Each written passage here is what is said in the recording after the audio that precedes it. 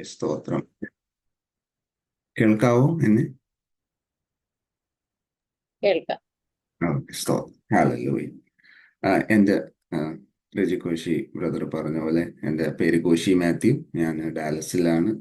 രജി കോശി പറഞ്ഞത് PPCD പള്ളിയിൽ ആണ് ആയിട്ടുള്ളത്. ഞാൻ എൻ്റെ സാക്ഷ്യം ഒരു ആദ്യ അല്പം വചനം പറഞ്ഞ് എൻ്റെ സാക്ഷ്യം അതിൻ്റെ കൂടെ പറയാൻ ഞങ്ങള് ബേസിക്കലി ഓർത്തഡോക്സ് ഫാമിലിയിലായിരുന്നു. 2019 ഞാൻ വിശ്വാസത്തിലേക്ക് വരുന്നത്.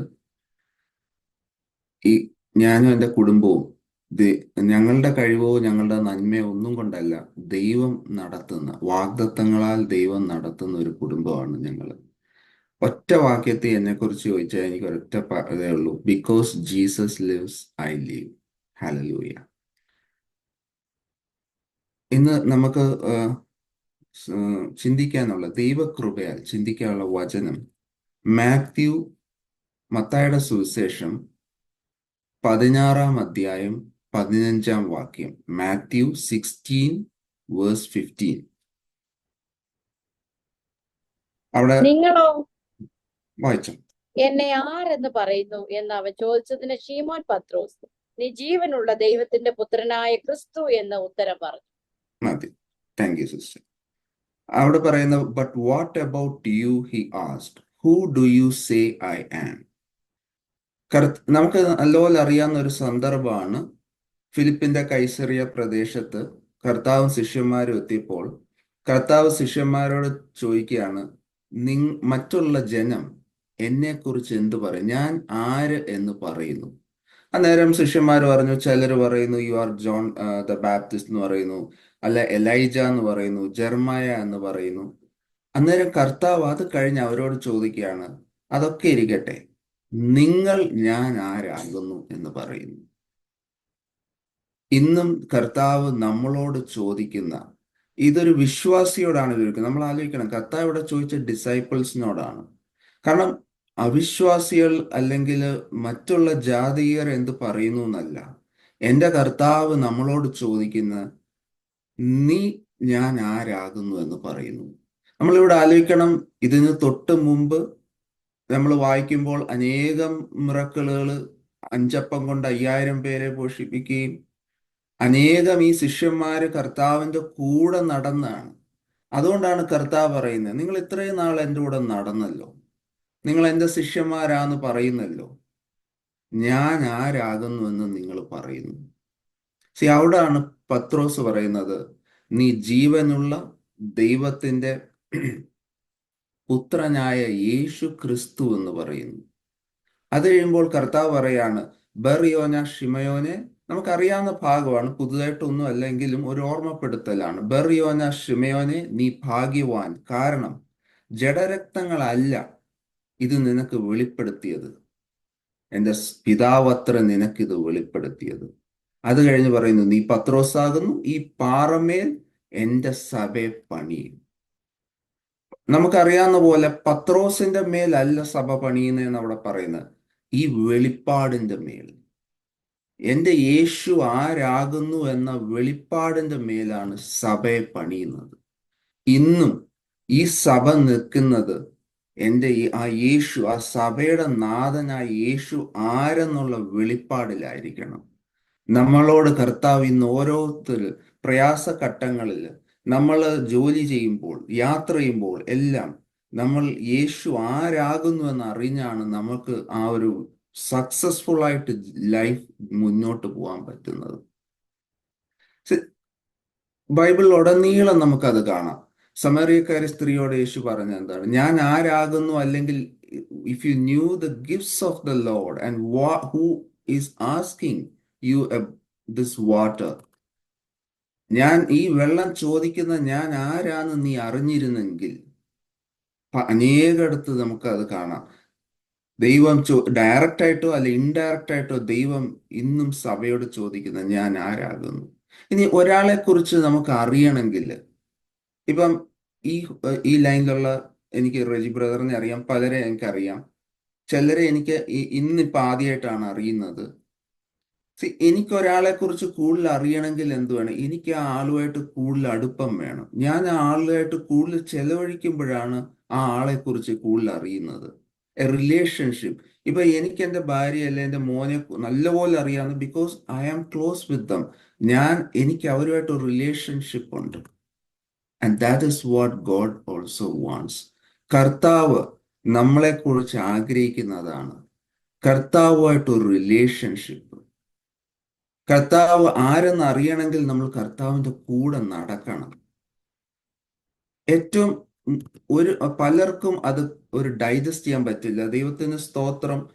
ന- പെന്തക്കോസ്ത് സഭയിൽ പ്രത്യേകിച്ച് അതൊരു സർപ്രൈസിങ് കാര്യമല്ല. എങ്കിലും അനേകം ഇടത്ത് ദൈവവും മനുഷ്യനും കൂടെ നടക്കൂ എന്നുള്ളത് ഒരു ഡൈജസ്റ്റ് ചെയ്യാൻ പറ്റാത്ത കാര്യം. കാരണം നമ്മളുടെ കുഞ്ഞില് പലർക്കും ഉള്ള ഒരു കാഴ്ചപ്പാട് സ്വർഗത്തില് നിന്ന് താഴോട്ട് നോക്കുന്ന ഒരു ദൈവത്തെയാണ്. പക്ഷെ അതല്ല ദൈവം ആഗ്രഹിക്കുന്നത്.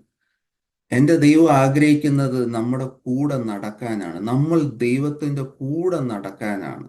ഓരോ ദിവസവും ദൈവമായിട്ട് ചെലവഴിക്കാൻ, ആ ദൈവത്തെ കൂടുതൽ കൂടുതൽ അറിയുവാൻ, ആ ദൈവത്തെ പോലെ കർത്താവിന്റെ സ്വഭാവം പോലെ ആവും. നമുക്ക് അനേകം പാട്ടുകളുണ്ട്, യേശുവിനെ പോലെ ആകണം. ഇതൊക്കെ നടക്കുന്നത് ആ ദൈവത്തോടുകൂടി നടക്കുക. അന്നേരം വെളിപ്പാടുകൾ വരും, അന്നേരം റെവലേഷൻസ് വരും. ഇതിന്റെ മേലാണ് സഭ പണിതിരിക്കുന്നത്. ഹല്ലേലൂയ. നമുക്ക് ഹീബ്രൂസ് ചാപ്റ്റർ 11 വിശ്വാസവീരന്മാരെ കുറിച്ച് അറിയാം. അനേക വിശ്വാസവീരന്മാരെ കുറിച്ച് പറഞ്ഞിട്ടുണ്ട്. ദാവീദ്, ദാനിയേല്.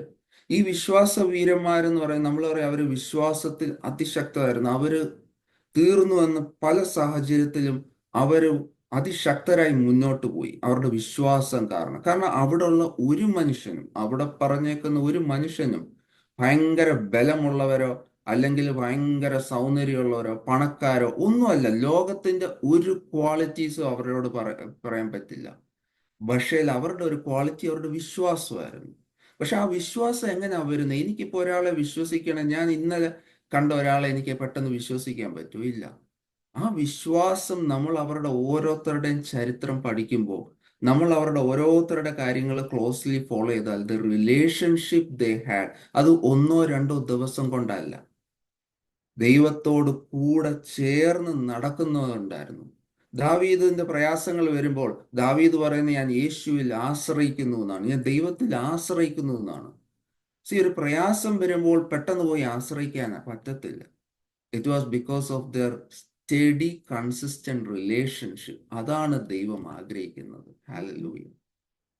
ഇന്ന് നമുക്ക് ബൈബിൾ നമ്മൾ നോക്കുകയാണെങ്കിൽ അനേകം, ഞാൻ ഈ പറഞ്ഞ പോലെ റിലേഷൻഷിപ്പുകൾ, ദൈവമായിട്ടുള്ള റിലേഷൻ അല്ലെ ദൈവത്തോട് ചേർന്ന് നടന്നവരെ കുറിച്ച് അനേകം എക്സാമ്പിൾസ് പരിശുദ്ധാത്മാ നമുക്ക് തരുന്നുണ്ട്. എങ്കിലും ഇന്ന് കൂടുതൽ ഒരു റിലേഷൻഷിപ്പ് നോക്കുവാനാണ് ആഗ്രഹിക്കുന്നത്, യേശുവും പത്രോസും തമ്മിൽ. ഇവിടെ പറയുമ്പോഴും പത്രോസ് ആണല്ലോ ആദ്യമേ ഇത് പറയുന്നത്, നീ ജീവനുള്ള ദൈവത്തിന്റെ പുത്രനാകുന്നു, മിശിഹ ആകുന്നു. നമുക്ക് യോഹന്നാന്റെ പുസ്തകം പ്രധാന ഒരു വ്യത്യാസം, ജോൺസ് ഗോസ്പലും മറ്റ് ഗോസ്പലും തമ്മിലുള്ള വ്യത്യാസം തന്നെ, ജോൺസ് ഗോസ്പൽ കുറെ കൂടെ ഇന്റിമേറ്റ് റിലേഷൻഷിപ്പിനെ എടുത്ത് കാണിക്കുക. നമ്മൾ യോഹന്നാന്റെ പുസ്തകം പഠിക്കുമ്പോൾ നമുക്ക് അതിനകത്തുനിന്ന് ഏറ്റവും മനസ്സിലാക്കാൻ പറ്റുന്ന അതാണ്, ആ ഒരു റിലേഷൻഷിപ്പിനെ എടുത്ത് കാണിക്കുന്നുണ്ട്. അതുകൊണ്ടാണ് അവിടെ പാരബിൾസ് അല്ലെങ്കിൽ ടീച്ചിങ്സിനെക്കാട്ടി കൂടുതൽ മറ്റുള്ളവരുമായിട്ടുള്ള ഡയലോഗ്സ്, നിക്കോദിമസ് ആയാലും മേരി മാഗ്നലിൻ ആയെങ്കിലും അല്ലെങ്കിൽ ലാസറുമായിട്ടാണെങ്കിലും അനേകമായിട്ടുള്ള ആ ഒരു കോൺവെർസേഷൻ പറയുന്നത് ദൈവവും നമ്മളുമായിട്ടുള്ള ഇന്റിമേറ്റ് റിലേഷൻഷിപ്പിനെ എടുത്ത് കാണിക്കുന്നതാണ്. ദൈവം ആരാകുന്നുവെന്ന് ദ 7 I ആംസ് പറയുന്നത് ജോണിന്റെ ബുക്കിലാണ്. ദ 7 സൈൻസ് ഇത് പറഞ്ഞിട്ട് ജോൺ പറയുന്നുണ്ട്, ആ 7 സൈൻ എന്തിനാണ് ഞാൻ പറയുന്നത്? 7 അല്ല, അതിൽ കൂടുതലുണ്ട്. അത് മുഴുവൻ എഴുതി കഴിഞ്ഞാൽ ലോകത്ത് ഒരു പുസ്തകവും താങ്ങൂല എന്ന് എഴുതിയിട്ടുണ്ട്. പക്ഷെ എന്തിനാണ് ഞാൻ ഇത് പറയുന്നത്? മിശിഹായെ കൂടുതൽ അറിയുവാൻ വേണ്ടി, അവനുമായിട്ടൊരു റിലേഷൻഷിപ്പിന് വേണ്ടി അവിടെ വ്യക്തമായി പറയുന്നുണ്ട്. നമുക്കപ്പം നമുക്ക് പത്രോസും യേശുവിൻ്റെയും ആ ഒരു റിലേഷൻഷിപ്പ് നമുക്കൊന്നിന്ന് ദൈവകൃപയാൽ ആലോചിക്കാം. മാത്യു ചാപ്റ്റർ 14, മത്തായിയുടെ സുവിശേഷം 14-ാം അധ്യായം 22 മുതൽ 32 വരെ.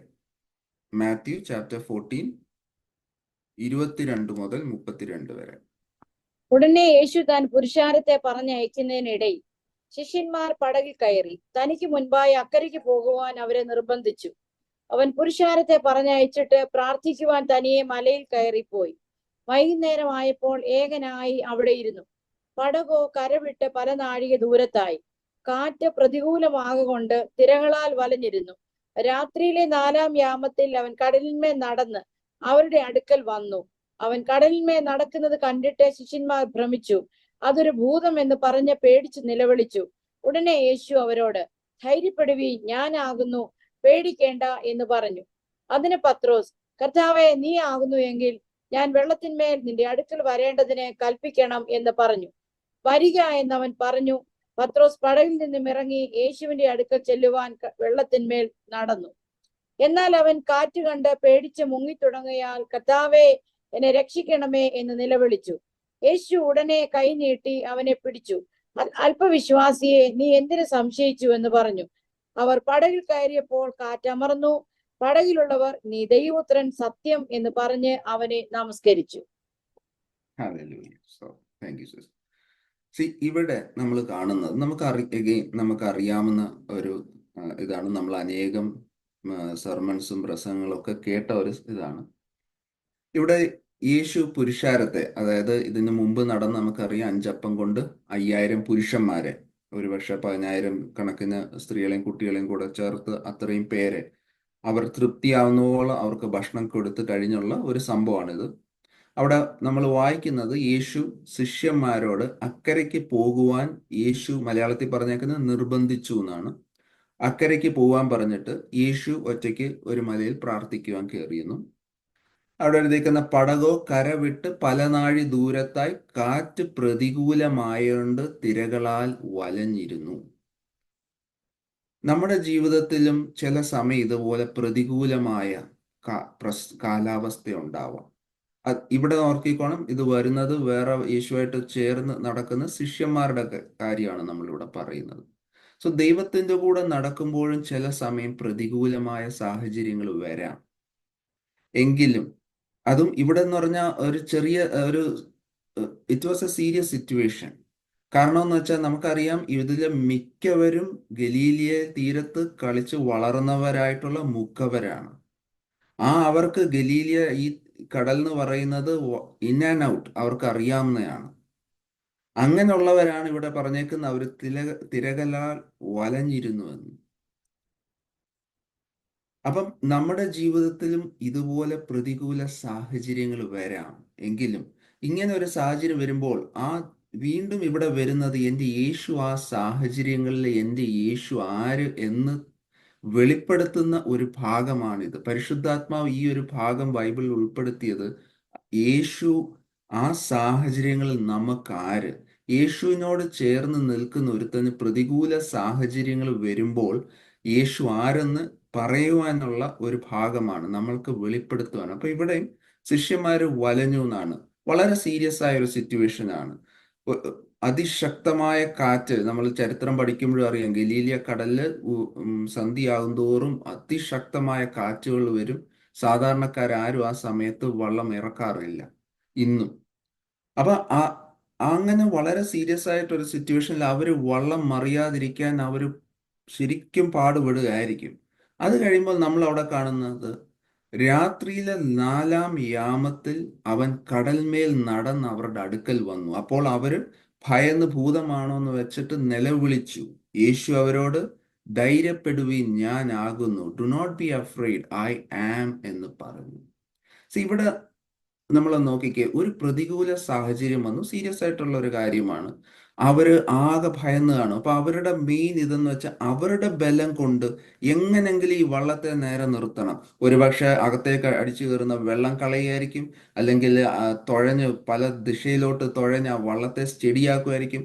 സോ അവര് വളരെ ഭയങ്കര ബിസിയാണ്. അവരെ അങ്ങോട്ടും ഇങ്ങോട്ടും ചിലപ്പം കുറ്റം പറയുന്നുണ്ടാക്കി ഞാൻ ഭാവനയെ പറയാണ്, ഞാൻ അപ്പോഴേ പറഞ്ഞ ഇപ്പോഴേ ഇറങ്ങണ്ടാന്നോ, അല്ലെങ്കിൽ അങ്ങോട്ടും ഇങ്ങോട്ടും ഓർഡർ കൊടുക്കായിരിക്കും. ചിലപ്പം പത്രോസ് ഓരോരുത്തർക്ക് നീ അത് ചെയ് ഇത് ചെയ്. അവരുടേതായ ആ ബലത്താൽ അവർ ഈ വള്ളത്തെ നേരെ നിർത്താൻ നോക്കുക. അവിടെ ഒരു കാര്യം വിട്ടുപോയത്, അവർ യേശുവിനെ കുറിച്ച് മറന്നുപോയി. അതുകൊണ്ടാണ് യേശു അവരുടെ അടുക്കിലേക്ക് നടന്നപ്പോൾ അവർ പെട്ടെന്ന് ഭയന്ന് ഭൂതം എന്ന് പറഞ്ഞത്. കാരണം ആ സമയം അവരുടെ ചിന്തകളിൽ യേശു ഇല്ല. എന്നാൽ ആലോചിച്ചോണം, അവരെന്ന് പറഞ്ഞാൽ യേശുവിൻ്റെ കൂടെ നടന്നവരാണ്. അനേകം അത്ഭുതങ്ങൾ. കുറച്ച് മുമ്പ് അപ്പത്തെ കൊണ്ട് 5000 പുരുഷന്മാരും അധികമുള്ള ജനങ്ങളെ പോറ്റി യേശുവിനെ അവരെ കണ്ടതാണ്. പക്ഷെ പ്രശ്നം വന്നപ്പോൾ ഈ ശിഷ്യന്മാർ പെട്ടെന്ന് യേശുവിനെ മറന്നിട്ട് സ്വന്തം ഇതിൽ എങ്ങനെങ്കിലും ആ ഒരു പ്രതികൂല സാഹചര്യത്തെ തരണം ചെയ്യുവാൻ ശ്രമിക്കുകയായിരുന്നു. യേശു അന്നേരം അവരോട് പറഞ്ഞ എന്തുവാണ്? ഭയപ്പെടേണ്ട, ഞാൻ ആകുന്നു. Hallelujah. Do not be afraid, it is I. അവിടാണ് യേശുവായിട്ടുള്ള റിലേഷൻഷിപ്പിന്റെ ഇമ്പോർട്ടൻസ്. നമുക്ക് യേശുവായിട്ടൊരു റിലേഷൻഷിപ്പ് ഇല്ലെങ്കിൽ, യേശു നമ്മുടെ ഒരു പ്രതികൂല സാഹചര്യത്തിൽ വന്നിട്ട് ഭയപ്പെടേണ്ട, ഞാൻ ആകുന്നു എന്ന് പറഞ്ഞാൽ നമുക്ക് എന്നാലും ഭയം തോന്നും, നമ്മൾ അങ്ങോട്ട് കാം ആവത്തില്ല. കാരണം എനിക്ക് ആ റിലേഷൻഷിപ്പ് ഇല്ല. ഞാൻ ഒരു ഉദാഹരണം പറയാം. ഇരുട്ട് മുറിയിൽ മിക്ക കുഞ്ഞുങ്ങൾക്ക് ഇരുട്ട് മുറി പോകാൻ പേടിയാ. കൊച്ചു കുഞ്ഞുങ്ങൾക്ക് നമ്മൾ പറയും, ഇല്ല നീ ഒന്ന് പോന്ന് പറയുമ്പോഴത്തേക്ക് അവരൊരു ഇച്ചിരി പോയിട്ട് വിളിക്കും, അപ്പാന്ന് വിളിക്കും.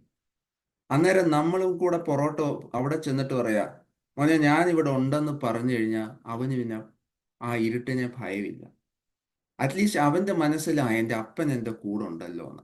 എന്നാൽ അവൻ ഇങ്ങനെ നിൽക്കുമ്പം വെളിയിൽ കൂടെ പോകുന്ന ഒരാൾ പറയാ, മോനെ പേടിക്കണ്ട ഞാൻ ഇവിടെ ഉണ്ടെന്ന് പറഞ്ഞാൽ അപ്പോഴും അവൻ പേടിക്കും. കാരണം അവൻ ആ ധൈര്യമില്ല. പക്ഷെ അവന്റെ അപ്പൻ പറയാണ്, ഭയപ്പെടേണ്ട ഞാനിവിടെ ഉണ്ട് എന്ന് പറഞ്ഞാൽ അവനൊരു ധൈര്യമാണ്. അവിടാണ് ഞാൻ പറയുന്നത് ദൈവമായിട്ടുള്ള ബന്ധം. ഇത് ദൈവത്തിന്റെ ശിഷ്യന്മാരാണ്. അവരോടാണ് ദൈവം പറയുന്നത്, ഭയപ്പെടേണ്ട, ഞാൻ ആകുന്നു. I am here. വേറൊരു പ്രത്യേക ഒരു കാര്യം നിങ്ങൾ ഇവിടെ നോക്കണം. ദൈവം ആ സമയം ആ കാറ്റോ അല്ലെങ്കിൽ അതിശക്തമായ ആ തിരമാലകളെ ഒന്നും അടക്കുന്നില്ല. മറ്റൊരു സന്ദർഭത്തിൽ നമ്മൾ കണ്ടു, ഇതിനൊക്കെ മുന്നേ ഒരു സന്ദർഭം ഉണ്ടായിരുന്നപ്പം പടകിൽ ഉറങ്ങിക്കൊണ്ടിരുന്ന യേശു കാറ്റിനെയും കോളിനെയും ശമിപ്പിച്ചിട്ടാണ് അവരോട് സംസാരിച്ചത്. പക്ഷെ ഇന്ന് അവർ ദൈവത്തോട് കൂടെ കുറെ നടന്നു കഴിഞ്ഞു. അതുകൊണ്ട് ദൈവം ഇവിടെ കാറ്റോ കോളോ ശമിപ്പിക്കുന്നില്ല. പക്ഷെ ദൈവം അതിൻ്റെ ആ പ്രതികൂല സാഹചര്യത്തിന്റെ ഇടയിൽ ദൈവം ഓർപ്പിക്കുകയാണ്, ഞാൻ ആകുന്നു. I am enough. ആ ശിഷ്യന്മാരോട് പറയുന്നു. ഇന്നും നമ്മുടെ ഞാൻ നേരത്തെ പറഞ്ഞ പോലെ പ്രതികൂല സാഹചര്യങ്ങൾ വരാം. ദൈവത്തോട് കൂടെ ചേർന്ന് നടക്കുമ്പോഴും നമ്മൾക്ക്, കാരണം ദൈവത്തിന്റെ പ്ലാനുകൾ എല്ലാം നന്മയ്ക്ക് മാത്രമാണ്. തകർത്ത് കളയുവാൻ ഒരിക്കലും ഒരു പദ്ധതി ദൈവം ഇടൂല. അപ്പോൾ അങ്ങനത്തെ ഒരു പദ്ധതിയിലൂടെ നമ്മൾ കടക്കുമ്പോൾ ഒരു പക്ഷേ നമുക്ക് പ്രയാസം തോന്നാം. മനുഷ്യനാണ്, ഭയം വരും, സംശയങ്ങൾ. ആ സമയത്താണ് പിശാച് ഏറ്റവും കൂടുതൽ ആക്രമിക്കുന്നത്. ഒരു മനുഷ്യൻ ഭയത്തോട് അല്ലെങ്കിൽ ഒരു പ്രതികൂല സാഹചര്യം വരുമ്പോൾ ഈ അതിശക്തമായ കാറ്റ് പോലെ പിശാച് അതിശക്തമായി വരുന്ന അപ്പോഴാണ്. പക്ഷെ ആ സമയം ഒരുപക്ഷെ ദൈവം വന്ന് പിശാച് അങ്ങ് ഓടിച്ചു കളയല്ല. ദൈവം ആ പ്രതികൂല സാഹചര്യത്തിൽ വന്ന് നമ്മളോട് പറയും, അവന്റെ കൂടെ നടക്കുന്ന നമ്മളോട് പറയും, ഭയപ്പെടേണ്ട, ഞാൻ ആകുന്നു. That's enough. ഹല്ലേലൂയ. തുടർന്ന് നമ്മൾ ഇവിടെ കാണുന്ന എന്താണ്?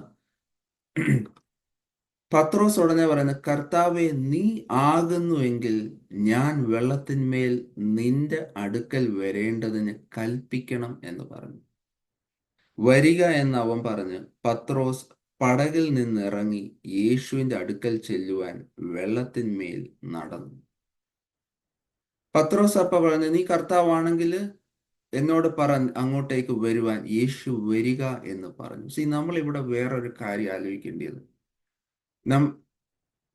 യേശു വെള്ളത്തിന്മേൽ നടന്നു, പത്രോസ് എന്ന മനുഷ്യൻ വെള്ളത്തിന്മേൽ നടന്നു. നമ്മൾ പിന്നെ വചനത്തിൽ മുമ്പോ പിമ്പോ അങ്ങനെ ഒരു സംഭവം വായിച്ചിട്ടില്ല, വെള്ളത്തിന്റെ മേൽ നടക്കുന്ന ഒരു കാര്യം. ഇവിടെ പത്രോസ് പറയുന്നു, നീ യേശു ആണെങ്കിൽ എന്നോട് കൽപ്പിക്കൂ അങ്ങോട്ട് വരാൻ. യേശു പറഞ്ഞു, വരിക. Jesus said come. Rhema, the spoken word of Jesus. പ്രതികൂല സാഹചര്യത്തിൽ ഞാൻ എൻ്റെ അനുഭവത്തിൽ നിന്ന് പറയാണ്, ദൈവകൃപയാൽ ഇത് കഴിഞ്ഞിട്ട് ഞാൻ എൻ്റെ ഒരു ടെസ്റ്റിമണി പറയാം. ഞങ്ങളുടെ ഈ കുടുംബം നിൽക്കുന്നത് തന്നെ ആ ദൈവത്തിന്റെ വാഗ്ദത്തങ്ങളിലാണ്. നമ്മൾ പ്രതികൂല സാഹചര്യത്തിൽ ഒരിക്കലും, ഞാൻ നേരത്തെ പറഞ്ഞ പോലെ, ദൈവം മാറി നിന്ന് നോക്കുന്ന ദൈവമല്ല. കൂടെ നടന്ന് വരുന്ന ദൈവമാണ്. ആ സമയം നമ്മൾ നിലവിളിച്ച് പറയുമ്പോൾ, അല്ലെങ്കിൽ ദൈവത്തോട് കരഞ്ഞ് പ്രാർത്ഥിക്കുമ്പോൾ, അവൻ നമ്മളെ വാഗ്ദത്തങ്ങളാൽ ബലപ്പെടുത്തും. ആ വാഗ്ദത്തങ്ങൾ, it may be making no sense. ഒരു പക്ഷെ അത് മറ്റൊരാൾ കേൾക്കുമ്പോൾ പറയും, അത് നിന്റെ തോന്നലാണ്, അത് നിനക്ക് ഈ സമയത്ത് തോന്നുന്നതാണ്. കാരണം it doesn't make any sense, but it's okay. എൻ്റെ കർത്താവിന് ആണ് പറഞ്ഞതെന്ന് പരിശുദ്ധാത്മാവ് നമ്മളെ ഉറപ്പിച്ചാൽ ആ വാഗ്ദത്തെ മുറുകെ പിടിച്ച് നമ്മൾ ഇറങ്ങണം. ഇവിടെ അതാണ് നമ്മൾ കാണുന്നത്. കർത്താവ് പറഞ്ഞു വരിക, കം എന്ന് പറഞ്ഞപ്പോൾ പത്രോസ് രണ്ടാമതൊന്ന് ചിന്തിക്കുന്നില്ല. നമ്മൾ ആലോചിക്കണം, ഈ പറയുമ്പോഴും അതേ സാഹചര്യം അവിടെ ഉണ്ട്. അവര് ആ വള്ളം വലഞ്ഞു എന്നാണ്, ദ വേവ്സ് ബഫറ്റഡ് അഗൻസ്റ്റ് ഇറ്റ് എന്നാണ്. ആ വള്ളത്തെ നേരെയാക്കാൻ അവർ തത്രപ്പാട് പെടുകയാണ്. ഒന്നും മാറിയിട്ടില്ല അവിടെ. പക്ഷെ അതിൻ്റെ നടുവിലും പത്രോസ് ആടി ഉലയുന്ന ആ വള്ളത്തിൽ മറ്റുള്ള ശിഷ്യന്മാർ ഒരുപക്ഷെ അള്ളിപ്പിടിച്ചിരിക്കുകയായിരിക്കും, തെറിച്ചു പോവാതിരിക്കാൻ. അങ്ങനെ ഉള്ള സമയത്ത് പത്രോസ് ആ വള്ളത്തിൽ നിന്ന് വെള്ളത്തിലോട്ട് ഇറങ്ങുകയാണ്. പത്രോസ് രണ്ടാമതൊന്നും ചിന്തിച്ചിട്ടില്ല. പത്രോസ് പിന്നെയും വിളിച്ച് ചോദിച്ചില്ല, കർത്താവേ നീ ഉറപ്പാണ്, നീ സീരിയസ് ആയിട്ടാണോ പറഞ്ഞതെന്ന് ചോദിച്ചില്ല. പത്രോസ് തിരിഞ്ഞു നോക്കിയില്ല. ശിഷ്യന്മാര്, കർത്താവിന് ഇഷ്ടമുള്ള ശിഷ്യൻ എന്താ അവിടെ അള്ളിപ്പിടിച്ചിരിക്കുകയാണ്, അപ്പൊ ഞാനിങ്ങനെ സാഹസം കാണിക്കണോ? നോക്കിയില്ല. പത്രോസ് സ്വന്തം ജ്യേഷ്ഠനായ അന്ത്രോസിനോട് അഭിപ്രായം ചോദിച്ചില്ല, ഒന്നും ചെയ്തില്ല. പത്രോസ് ആ വാഗ്ദത്തന്മേൽ ഇറങ്ങി, വിശ്വാസത്തിൽ ഇറങ്ങി, ആ വെള്ളത്തിന്മേൽ നടന്നു. വചനത്തിൽ നമ്മൾ എപ്പോഴും കാണുന്ന വിശ്വാസത്തിൽ നമ്മൾ ഇറങ്ങുമ്പോൾ അത്ഭുതങ്ങൾ നടക്കും. കാരണം നമ്മൾ ദൈവത്തെയാണ് വിശ്വസിക്കുന്നത്. മനുഷ്യനെ വിശ്വസിച്ചാൽ ഒരുപക്ഷെ ചിലപ്പോൾ നിരാശകൾ വരാം, എത്ര നല്ല സുഹൃത്താന്ന് പറഞ്ഞാലും. കാരണം മനുഷ്യർക്ക് ലിമിറ്റേഷൻ ഉണ്ട്. പക്ഷെ കർത്താവ് വചനത്തിലൂടെ നമ്മളെ പഠിപ്പിക്കുന്നത് അനേകം എക്സാമ്പിൾ, ദൈവത്തെ വിശ്വസിച്ച് കാലെടുത്ത് വെക്കുന്നവനെ ദൈവം തള്ളിക്കളയത്തില്ല. അനേകര് ആ സമയം കളിയാക്കുമായിരിക്കും. നമ്മളുടെ ഉള്ളിൽ പിശാച് സംശയിക്കുമായിരിക്കും, ഇത് പൊട്ടത്തരമാണ്, വിഡ്ഢിത്തരമാണ്. എന്നാൽ വിഡ്ഢിത്തത്തോടെ, ആ ലോകപ്രകാരമുള്ള വിഡ്ഢിത്തം, അതോടെ യേശുവിനെ ആ വിശ്വാസത്തിൽ മുന്നേറിയാൽ ബാക്കി യേശുവാ നോക്കുന്നത്. ആ പ്രതികൂല സാഹചര്യത്തിൽ ആ വിശ്വാസത്തിൽ നടക്കുന്നവന്റെ പ്രതികൂല സാഹചര്യം മാറ്റുക എന്നുള്ള റെസ്പോൺസിബിലിറ്റി ആകാശവും ഭൂമിയും ഒരു വാക്കിനാൽ സൃഷ്ടിച്ച യേശു ഏറ്റെടുക്കും. പല എക്സാമ്പിൾ നമുക്കറിയാം. വെള്ളം വീഞ്ഞായത് എപ്പോഴാണ്? അവരൊക്കെ വിശ്വാസം ഉണ്ടോ എന്നുള്ളതല്ല ആ ഭൃത്യന്മാര്, പക്ഷെ യേശു പറഞ്ഞതനുസരിച്ച് അവർ ആ വെള്ളം കോരി ആ പ്രധാന കർമ്മിയുടെ അടുത്തേക്ക് പോയപ്പോഴാണ് അത് വീഞ്ഞായത്. 10 കുഷ്ഠരോഗികൾ സൗഖ്യമായത് എപ്പോഴാണ്? അവര് വിശ്വാസത്തോടെ അവര് പ്രധാന പുരോഹിതന്റെ അടുത്ത് നടക്കുന്ന വഴിയാണ് ആയത്. ഞാൻ നേരത്തെ പറഞ്ഞ പോലെ എൻ്റെ ജീവിതത്തിലും ഉള്ള ഞങ്ങൾ ഇന്നും ജീവിക്കുന്ന ആ ഒരു വാഗ്ദത്തങ്ങളുടെ മേലാണ്. തകർന്നു പോയ ഒരു സമയത്ത് ദൈവം വ്യക്തമായി സംസാരിച്ചു. അനേകരെ ചിലപ്പോൾ ക്വസ്റ്റ്യൻ ചെയ്യും. ഞങ്ങളെ ഡോക്ടർ ഉൾപ്പെടെ അതിന് എതിരായിരുന്നു, അല്ലെങ്കിൽ പുച്ഛമായിരുന്നു. പക്ഷെ ദൈവത്തെ വിശ്വസിക്കുന്ന ദൈവം ഏറ്റെടുക്കും. പക്ഷെ ഇപ്പോഴും നമ്മുടെ ആദ്യം നമ്മൾ ഇത് പറയുന്നത് മുഴുവൻ റിലേഷൻഷിപ്പിൻ്റെയാണ്. പക്ഷെ ഞാനത് ഏറ്റെടുത്ത് വിശ്വസിക്കണമെങ്കിൽ എനിക്ക് ദൈവമായിട്ട് ഒരു ബന്ധം വേണം. പരിശുദ്ധാത്മാവിന്റെ ശക്തി ഉണ്ട് അവിടെ, ഇല്ല എന്നല്ല ഞാൻ പറയുന്നു. പക്ഷെ ദൈവമായിട്ടൊരു വിശ്വാസം വേണം. ഒരു കൊച്ച്, നമ്മൾ പലപ്പോഴും കേട്ടിട്ടുണ്ട്, കൊച്ചു മേളത്തെ സ്റ്റെപ്പിൽ നിന്ന് അല്ലെങ്കിൽ മേളിലൊരു സ്റ്റേജിൽ നിന്ന് താഴോട്ട് കാണണമെങ്കിൽ ഒരു പരിചയമില്ലാത്ത ഒരാൾ മോനെ ചാടിക്കോ ഞാൻ പിടിച്ചോളാന്ന് പറഞ്ഞാൽ ഏതെങ്കിലും കൊച്ചു ചാടുമില്ല. എന്നാൽ അപ്പം വന്ന് പറയാം മോനെ നീ ചാടിക്കോ ഞാൻ പിടിച്ചോളാന്ന് പറഞ്ഞാൽ കൊച്ചു ചാടും. അവിടാണ് വിശ്വാസം, ആ റിലേഷൻഷിപ്പ്. ഹല്ലേലൂയ. തുടർന്ന് നമ്മൾ നോക്കുന്നത് എന്ന് വെച്ചാല്, എന്നാൽ അവൻ കാറ്റ് കണ്ടു പേടിച്ച് മുങ്ങിത്തുടങ്ങിയാൽ കർത്താവേ എന്നെ രക്ഷിക്കണമേ എന്ന് നിലവിളിച്ചു. യേശു ഉടനെ കൈ നീട്ടി അവനെ പിടിച്ചു. അല്പവിശ്വാസിയെ നീ എന്തിന് സംശയിച്ചു? അവർ പടകിൽ കയറിയപ്പോൾ കാറ്റ് അമർന്നു. ഇവിടെ പത്രോസ് ലോകത്തൊരു മനുഷ്യനും ചെയ്യാത്ത കാര്യമാണ് ചെയ്യുന്നത്. അവൻ വെള്ളത്തിന് മീതെ നടക്കുകയാണ്. എങ്ങനെ അവൻ നടക്കുന്നത്? കർത്താവിനെ നോക്കി അവൻ നടക്കുന്നു. പക്ഷെ നമ്മൾ പിന്നെ അവിടെ വായിക്കുന്നു, കുറച്ചു നേരത്തേക്ക് അവന്റെ നോട്ടം പെട്ടെന്നൊന്ന് മാറി. ആ അലറുന്ന ആ കാറ്റിലും ആ വെള്ളത്തിലുമൊക്കെ അവൻ നോക്കിയപ്പോഴത്തേക്ക് അവന് പെട്ടെന്ന് മുങ്ങാൻ തുടങ്ങി. കാരണം ഞാൻ നേരത്തെ പറഞ്ഞ പോലെ സാഹചര്യം ഒന്നും മാറിയിട്ടില്ല. വിശ്വാസത്തിൽ പത്രോസ് ഇറങ്ങിയെന്നും പറഞ്ഞ് ദൈവം പെട്ടെന്ന് ആ സാഹചര്യം മാറ്റിയില്ല. പക്ഷെ ദൈവം അവിടെ കൂടെ നിന്നു. ദൈവം എവിടാ നിന്നത്? അവൻ മുങ്ങിയപ്പോൾ അവിടെ പറയുന്നത് കർത്താവ് അവനെ കൈ നീട്ടി പിടിച്ചു എന്നാണ്. അതായത് ഒരു കൈയെത്തും ദൂരത്ത് ദൈവമുണ്ട്. പ്രതികൂല സാഹചര്യം വരുമ്പോൾ ഞാൻ ഉൾപ്പെടെ ഞാൻ പറയുന്ന പലപ്പോഴും നമ്മൾ ആലോചിക്കും, അയ്യോ ദൈവം എന്നെ ഇട്ടിട്ട് പോയോ എന്നിരിക്കും. പക്ഷെ ഇല്ല, ദൈവം കൈയെത്തുന്ന ദൂരത്തുണ്ട്. ദൈവം ദൂരെ മാറി നോക്കി പത്രോസ് നീ എൻ്റെ അടുത്ത് വാന്നല്ല, ദൈവം കൈയെത്തുന്ന ദൂരത്തുണ്ടായിരുന്നു. അത് കഴിഞ്ഞ് കർത്താവ് ചോദിക്കുന്നുണ്ട്, അല്പവിശ്വാസിയെ നീ എന്തിന് സംശയിച്ചു? You of little faith, why did you doubt? See, നമ്മൾ പലപ്പോഴും ആലോചിക്കും, ഞാൻ ഉൾപ്പെടെ ഞാൻ കുറച്ച് നാള് മുമ്പ് വരെ ആലോചിച്ചിരുന്ന അതാണ്, ദൈവം വഴക്ക് പറഞ്ഞാണോ? ആലോചിച്ച് നോക്ക്, പത്രോസ് അവിടെ ബാക്കി ശിഷ്യന്മാർ അള്ളിപ്പിടിച്ചിരിക്കുകയാണ്, പത്രോസേ ഇറങ്ങിയുള്ളൂ. അല്പവിശ്വാസിയെ എന്നപ്പം പത്രോസിനെ വിളിച്ചത് ഒരു വഴക്കിലല്ല. അത് ദൈവം പലപ്പോഴും വേർ ഇസ് യുവർ ഫെയ്ത്ത്, പലയിടത്തും നമ്മൾ സന്ദർഭങ്ങൾ കാണാറുണ്ട്. വേർ ഇസ് യുവർ ഫെയ്ത്ത്, നമ്മളോടും അത് ചോദിക്കുന്നത്. നമ്മളങ്ങ് വിശ്വാസ വീരനാണല്ല, പരിശുദ്ധാത്മാവിന്റെ ഒരു ശക്തിയാണ് വിശ്വാസം എന്ന് പറയുന്നത്. സി, ഒരു വഴക്കല്ല ദൈവം അവിടെ പറയുന്നത്. പത്രോസ് എന്തുകൊണ്ടാണ് വെള്ളത്തിലൂടെ നടന്നത്? പത്രോസ് കർത്താവിൽ നോക്കി നടന്നു എന്ന്. കാരണം അവന്റെ ഫെയ്ത്ത് ഇരുന്നത് കർത്താവിലാണ്. ലോകപ്രകാരം ആലോചിച്ച വെള്ളത്തിൽ നടന്നാൽ മുങ്ങിപ്പോവും, കാരണം ലോ ഓഫ് ഗ്രാവിറ്റി ആണ് അത്. അത് സത്യമായിട്ടുള്ള, അത് ഒരു ഫാക്റ്റ് ആണ്. പക്ഷെ ആ ഫാക്റ്റിനെ മറന്നിട്ട് നമ്മൾ ആ സമയം പത്രോസ് ഗ്രാവിറ്റി അല്ല വിശ്വസിച്ചത്, കർത്താവിനെയാണ് വിശ്വസിച്ചത്. ലോകപ്രകാരമുള്ള ഒരു കാര്യമല്ല വിശ്വസിച്ചത്, കർത്താവിനെയാണ് വിശ്വസിച്ചത്. പക്ഷെ അല്പം നേരത്തേക്ക് അവന്റെ വിശ്വാസത്തിന്റെ ഫോക്കസ് മാറി. അവൻ വെള്ളത്തിൽ നോക്കി, കാറ്റ് നോക്കി. അപ്പോൾ അവന്റെ വിശ്വാസം പെട്ടെന്ന് ഫാക്ട്സിലോട്ട് മാറി. അന്നേരം അവൻ മുങ്ങാൻ തുടങ്ങി. പക്ഷെ യേശു ഉടനെ അവനെ കയറി പിടിച്ചു. നമ്മളൊരു പ്രതികൂല സാഹചര്യത്തിൽ പോകുമ്പോൾ ഞങ്ങളെ പഠിപ്പിച്ച ഒരു കാര്യം അതാണ്, ഫാക്ട്സ് കാണും, but that may not be the truth. See, doctors പലതും പറയും. ഞാൻ ഒരു ഡോക്ടേഴ്സിനെ എതിർത്ത് പറയല്ല, കാരണം അവർ പഠിച്ചവരാണ്, അവർ പറയുന്നത് ബൈ ദ ബുക്കാണ്, ആൻഡ് ദാറ്റ്സ് എ ഫാക്ട്. പക്ഷേ അത് ട്രൂത്ത് ആവണമെന്നില്ല. ഒരു ദൈവ പൈതലിന് അതൊരു ട്രൂത്ത് ആവണമെന്നില്ല. ദൈവത്തെ നോക്കി നടക്കുമ്പോൾ പ്രതികൂല സാഹചര്യം മാറും. നമ്മൾ ലോകപ്രകാരം അല്ലെങ്കിൽ യഥാർത്ഥത്തിൽ ദാവീദിന്റെ കാര്യം എടുത്തു നോക്കും. എത്രയോ സ്ഥലങ്ങളിൽ നമ്മൾ ബൈബിൾ വായിക്കുമ്പോൾ നമുക്കറിയാം. പക്ഷെ അന്ന് ദാവീദിന്റെ സമയത്ത് ആലോചിച്ച് നോക്ക്, എത്ര സാഹചര്യങ്ങളിൽ തീർന്നു പോകുമെന്ന് ലോകം പറയും. എത്ര സാഹചര്യങ്ങളിൽ. പക്ഷെ ദാവീദ് അവിടെ ഒന്നും തീർന്നില്ല. ദാവീദ് മരിച്ചത് പ്രായമുള്ള ഒരു മനുഷ്യനായിട്ടാണ്. എന്നാൽ ദാവീദിന്റെ കൂടെ നടന്ന ആ സമയത്ത് ചോദിക്കുകയാണെങ്കിൽ പറയും, ദാവീദോ, അയ്യോ വലിയ പ്രശ്നം, ഒരുപാട് പ്രതിസന്ധിയുണ്ട്, അറിയത്തില്ല എപ്പ തീരുമെന്ന്. സൗലിനെ കുറിച്ച് ചോദിക്കുകയാണെങ്കിൽ പറയും, അയ്യോ സൗൽ രാജാവാണ്, എല്ലാം ഉള്ളതാണ്, വളരെ പ്രായം ചെന്നൊക്കെ ആയിരിക്കും മരിക്കുന്നത്. പക്ഷെ സംഭവിച്ചെന്താണ്? ആ സൗല് വളരെ ചെറുപ്പത്തിൽ മരിച്ചു.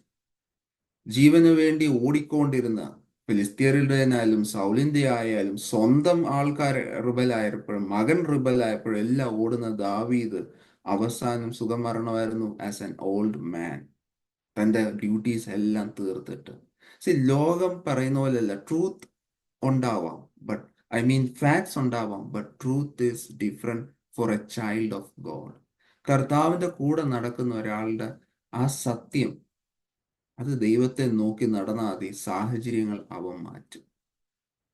ഇനി അത് കഴിഞ്ഞിട്ട് ഇവിടെ ഒന്ന് ആലോചിച്ച് നോക്കുക. അവിടെ പറയുന്നത് അവർ പടകിൽ കയറിയപ്പോൾ കാറ്റ് അമർന്നു എന്നാണ്.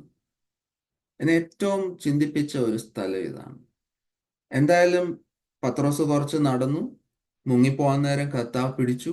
പത്രോസ് വീണ്ടും അവിടെ വെള്ളത്തിന് മേലെ നിന്നു.